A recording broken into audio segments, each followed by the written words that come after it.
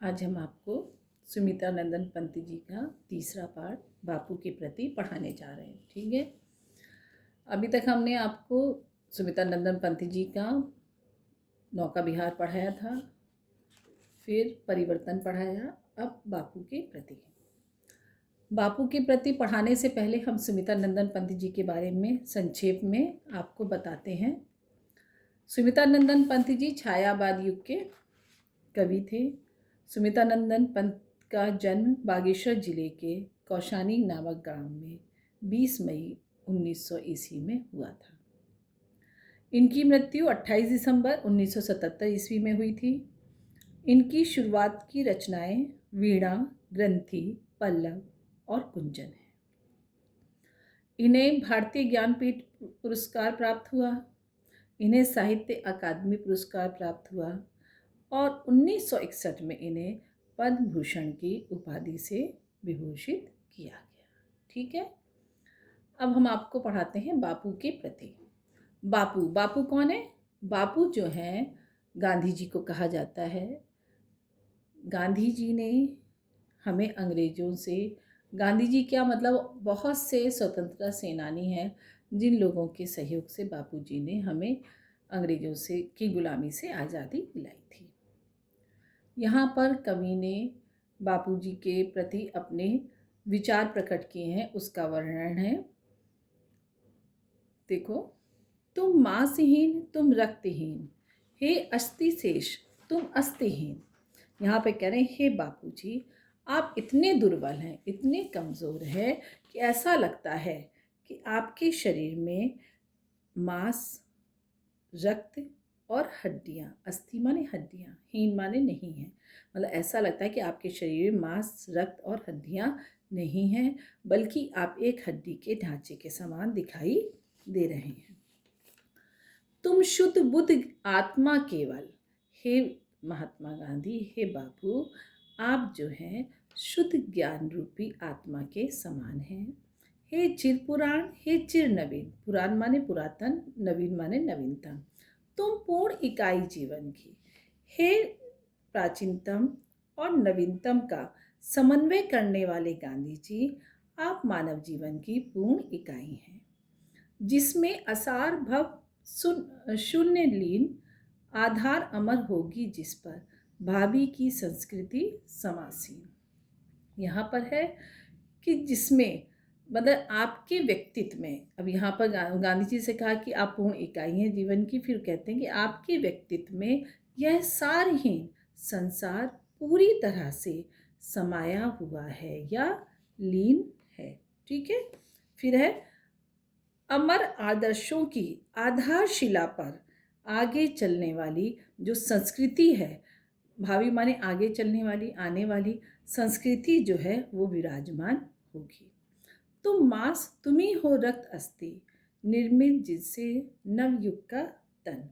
कह रहे हैं कि जिस प्रकार मांस, रक्त और हड्डियों से शरीर का निर्माण होता है, उसी प्रकार इस नवयुग के मतलब उसी प्रकार तुम्हारे आदर्शों से इस नवयुग का भी निर्माण होगा।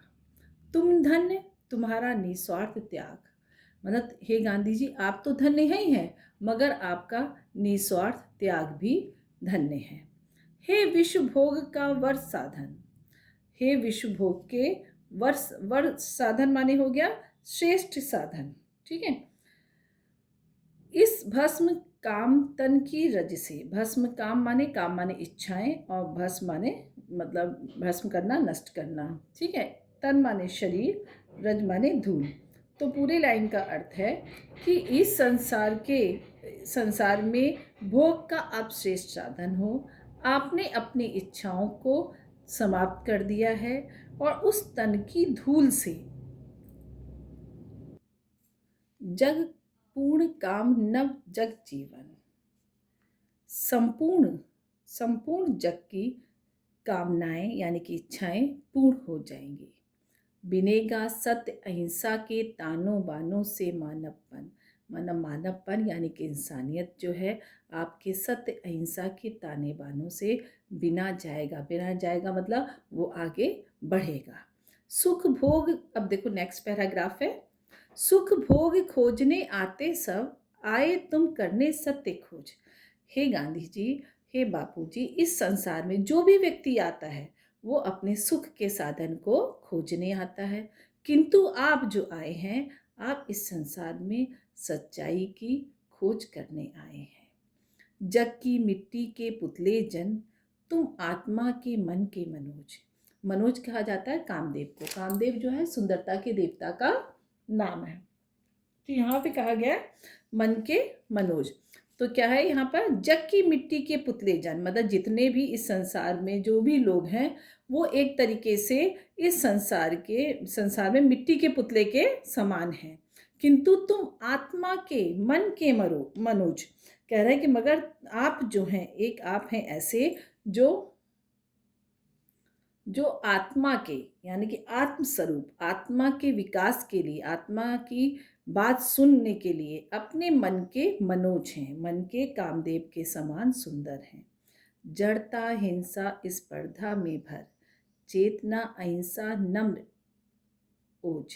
कह रहे हैं कि हे गांधी जी, आपने अपने आत्मिक विकास के लिए, आपने इस संसार को आगे बढ़ाने के लिए संसार में जड़ता, जड़ता माने होता है भौतिकता, हिंसा माने लड़ाई झगड़े, स्पर्धा माने प्रतिस्पर्धा, बदला लेना, ठीक, में भर दिया, मतलब कि आपने भौतिकता में, लड़ाई झगड़े में और प्रतिस्पर्धा में भर दिया। क्या भर दिया?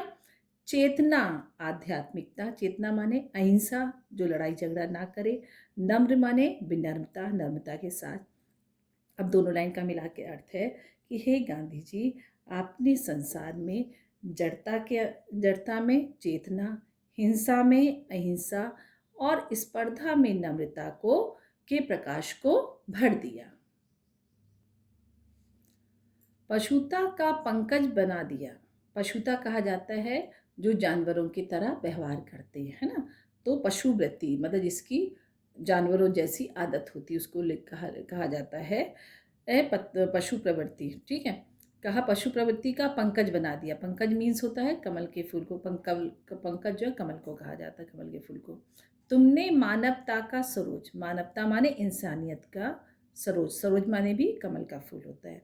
दोनों लाइन का मिला के अर्थ है कि मतलब इन्होंने तो पहले कह दिया कि आपने जड़ता में चेतना, हिंसा में अहिंसा, प्रतिस्पर्धा में नम्रता का संदेश दे दिया, जिससे क्या हुआ, जब आपने ये इतने अच्छे अच्छे संदेश इस संसार को दिए तो जो पशुता प्रवृत्ति वाले लोग थे उन प्रवृत्ति के अंदर आपने मानवता रूपी कमल के फूल खिला दिए, यानी कि उन पशु प्रवृत्ति वाले लोगों को इंसानियत के फूल के समान उनको भी कमल के फूल में बदल दिया, परिवर्तित कर दिया, ठीक।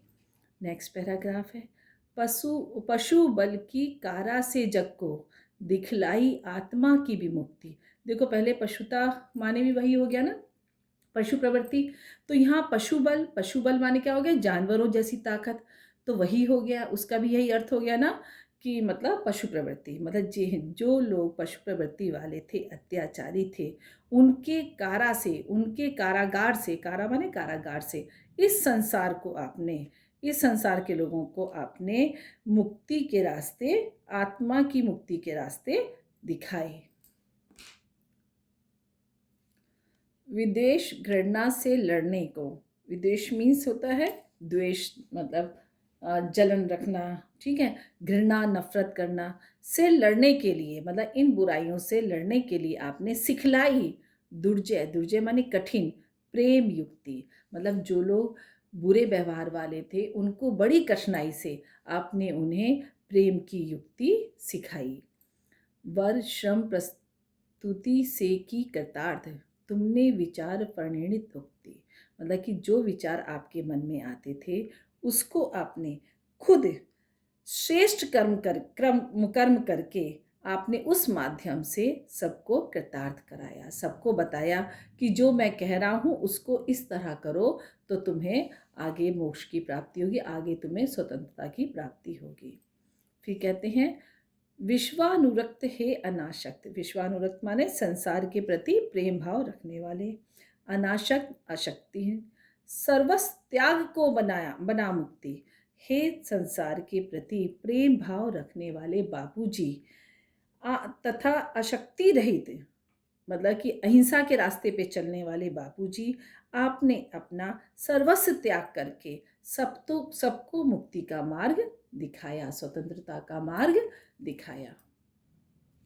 अब नेक्स्ट पैराग्राफ है, देखो यहाँ पे चरखा लिखा है। चरखे का मतलब होता है इसमें सूत काता जाता है और सूत से जो कपड़े बनते हैं उसको खादी के कपड़े कहते हैं। उस समय अंग्रेज़ों का मतलब अंग्रेज़ों की फैक्ट्री थी, अंग्रेज़ों का व्यापार था, तो सब लोग जो है वही विदेशी कपड़े पहनते थे। तो उसके लिए गांधी जी ने क्या करा, एक चरखा आंदोलन चलाया। चरखा आंदोलन चलाने पे क्या हुआ, उन्होंने कहा सबसे चरखा में सूत कातो और खादी के कपड़े बना के अपने देश के लिए स्वदेशी वस्त्र धारण करो। ठीक है, तो उसी के लिए लिखा है, उर के चरखे में कात सूक्ष्म, युग युग का विषय जानती विषाद। उर के चरखे, उर माने हृदय रूपी, हे बापू तुमने हृदय रूपी चरखे में युगों युगों से व्याप्त विषयों से जनित माने उत्पन्न विषाद अर्थात दुख को सूत बनाकर काट दिया, गुंजित कर दिया गगन जग का, भर तुमने आत्मा का निदान। निदान माने होता है स्वर या आवाज। तो वो कह रहे हैं आत्मा के मधुर स्वर को आपने इस संसार में गुंजित कर दिया। गुंजित कर दिया माने भर दिया, सब जगह सुना दिया। रंग रंग खद्दर के सूत्रों में, जो खद्दर यानी कि जो चरखे से सूत काता जाता था, उस सूत का क्या हुआ, खद्दर के कपड़े बन, खादी, खद्दर मीन्स खादी। ठीक है, खादी के जो धागे थे उन धागों को आपने अलग अलग रंगों में रंग दिया। सूत्रों में नव जीवन आशा इस प्रहार, कह रहे हैं कि आपने खादी के धागों को नए नए रंगों में रंग कर जीवन की नई आशा और इच्छाओं से उसको भर दिया। मानवीय कला के सूत्रधार, मानवीय कला के मतलब मानवीय आदर्शों के सूत्राधार, हर लिया यंत्र कौशल प्रवाद। हर लिया माने छीन लिया, दूर कर दिया। यंत्र, यंत्र माने यंत्रीकरण यानी मशीन के द्वारा, जो अंग्रेज लोग अपने मशीन के द्वारा कारखाने चलाते थे, उन आपने अपने मानवीय आदर्शों के सूत्रधार करके चरखा आंदोलन चलाकर आपने यंत्रीकरण अर्थात मानवीय मशीन के जो मशीन का जो मशीनीकरण जो था उसका विरोध करते हुए आपने प्रवाद को, इसी झगड़े को समाप्त कर दिया।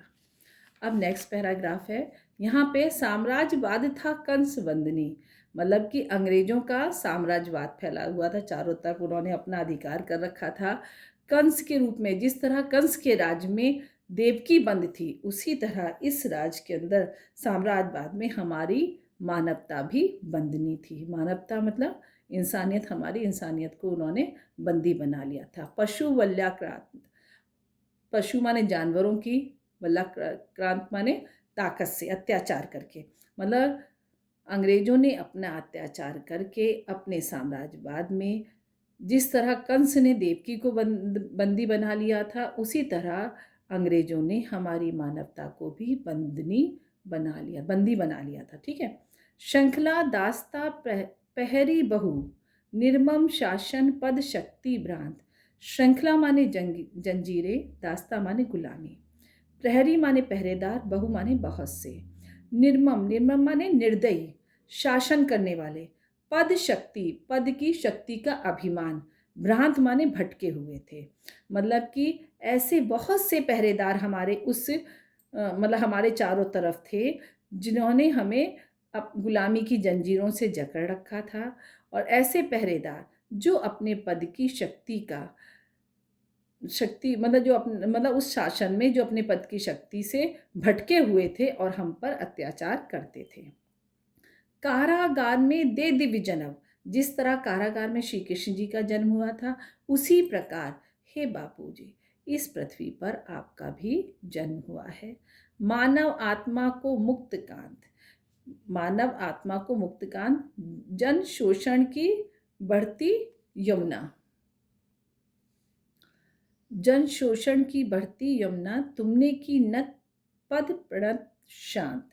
कह रहे हैं कि हे गांधी जी, हे बापू, आपने ऐसे समय पर, मतलब जैसे कृष्ण जी का कारागार में जन्म हुआ था कि उन्होंने देवकी और वासुदेव को आज़ादी दिलवा दी थी, कंस के अत्याचार से उस राज्य को मुक्त कराया था, उसी तरह आपने आपका इस पृथ्वी पर जन्म हुआ और आपने क्या करा, मानव आत्मा को मुक्त कराया।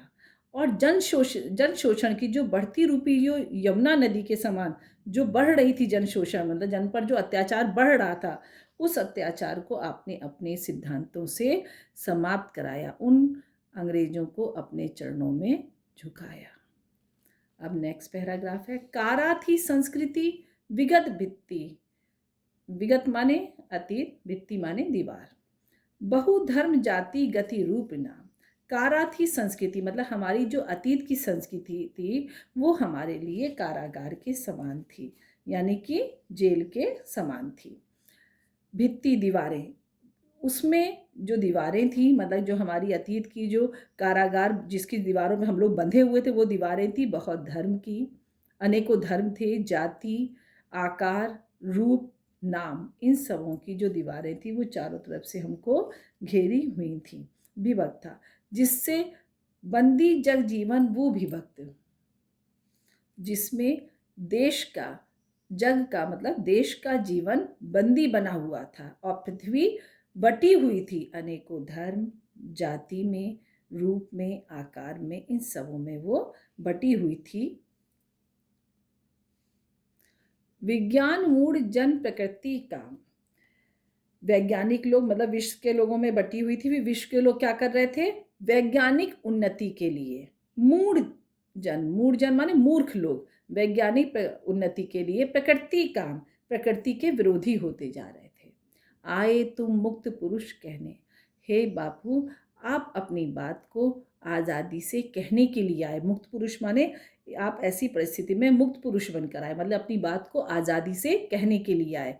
मिथ्या जड़ बंधन सत्य राम, ये जो माया रूपी जो बंधन है ये सब बेकार है, इस दुनिया में जो सच है वो सिर्फ राम का नाम है। नार्तम जयति सत्यम माँ भय, नार्तम माने ना माने नहीं, अर्थम माने झूठ, जयति माने जीतता है, सत्य माने सच, माँ माने नहीं, भय माने भयभीत होना या डरना। तो यहाँ पे कहा गया है असत्य नहीं बल्कि सत्य की जीत होती है, इसलिए भयभीत मत हो, डरो मत। ये ज्ञान आपने मानव को दिया, इंसान को दिया, यहाँ के भारत देश के लोगों को समझाया आपने। जय ज्ञान ज्योति, हे ज्ञान के ज्योति, ज्ञान के भंडार अर्थात बापू जी तुमको प्रणाम, तुम आपको हमारा, हम सबों का, हम देशवासियों का प्रणाम स्वीकार हो।